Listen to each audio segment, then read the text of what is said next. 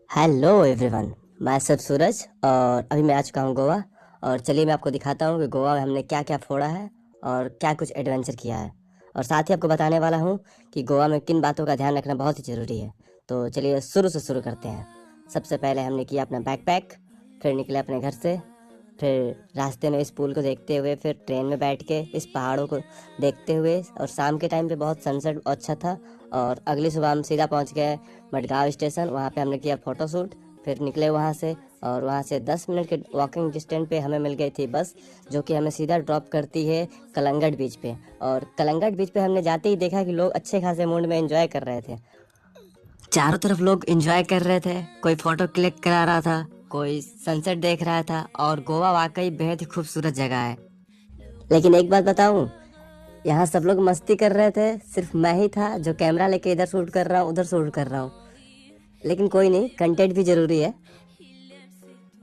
फिर इन सब के बाद रूम पे गया, कुछ खाने का बंदोबस्त। फिर रात के ऑलमोस्ट 11-13 के आसपास फिर बीच की तरफ चले गए, लिया टेबल। फिर वहाँ का व्यू ऐसा था कि जैसे इंडिया में रहते हुए भी किसी और देश में आ गए, जैसा लग ही नहीं रहा था कि हम लोग इंडिया में थे। बिल्कुल अलग ही माहौल था। फिर अगली सुबह ये सब शूट कर लिया, इस सब से मतलब नहीं है बट फिर भी शूट कर लिया वीडियो और ब्लॉग के लिए। और गोवा इतना मस्त जगह है, नीला समंदर, लंबे बीच, और बिल्कुल अलग ही वाइब है। और यहाँ का माहौल इतना चिल है जैसे टाइम ही स्लो हो गया है।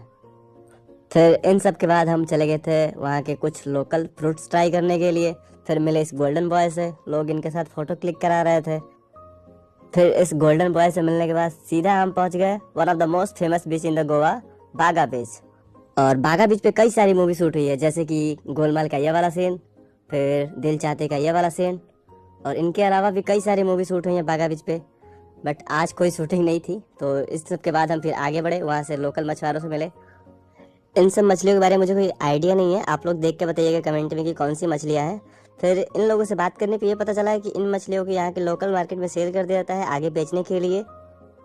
और गोवा के सनसेट का क्या ही कहना, भाई क्या व्यू था, कैमरे में जितना अच्छा लगता है उससे भी खूबसूरत है ये व्यू। और अभी मैं बैठा हूँ गोवा के बिल्कुल शांत बीच पे, जहाँ सूरज धीरे धीरे समुद्र के पीछे छिपने जा रहा है। लहरों की आवाज और हल्की हल्की हवा और सामने डूबता हुआ सूरज। सच बताऊं, कैमरा इस पल की खूबसूरती को कभी कैद नहीं कर सकता है। क्या ही व्यू था।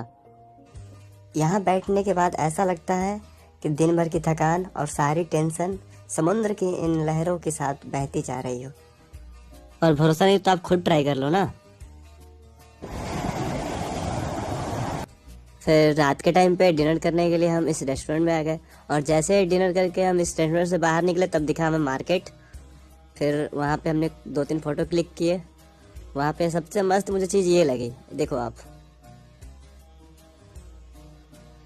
फिर in the next morning 10 PM को हमारा चेकआउट था, तो फिर रेडी होके फिर उसके बाद हम गए रिसेप्शन पे। चेकआउट करने के बाद वहाँ से निकले फिर लोकल स्ट्रीट को देखते हुए। और गाइस, गोवा में आप रेंट पे स्कूटी ले सकते हैं या कार ले सकते हैं, बस उसके लिए आपके पास ड्राइविंग लाइसेंस होना बहुत ही ज़रूरी है। और गाइस, गोवा में स्कैमर से बहुत ही अलर्ट रहने की ज़रूरत है, क्योंकि लोग बोलते हैं कि मसाज के लिए ले जाते हैं, फिर एक्स्ट्रा सर्विस के नाम पे आपसे पैसे हटने की कोशिश करते हैं। और एक बात और ध्यान रखिएगा कि जो भी आप होटल रूम अरेंज कर रहे हैं तो बीच से थोड़ा दूरी पे अरेंज कीजिएगा, क्योंकि बीच के पास वाले रूम बहुत ही एक्सपेंसिव होते हैं। फिर इन सब के बाद हम निकले वहाँ से। रास्ते में हमने देखा ये वाला चर्च। चर्च मैंने लाइफ में फर्स्ट टाइम देखा था। गोवा में जगह जगह पे आपको चर्च देखने के लिए मिल जाएंगे, क्योंकि वहाँ की 25% पॉपुलेशन सिर्फ क्रिश्चियन है। और इन सब के बाद हम गए थे Madgaon station. Madgaon station train पकड़ के सीधा हम गए थे मुंबई। और मुंबई का ब्लॉग बहुत ही जल्द आ रहा है गाइस, तो subscribe for the next video and thanks for the watching.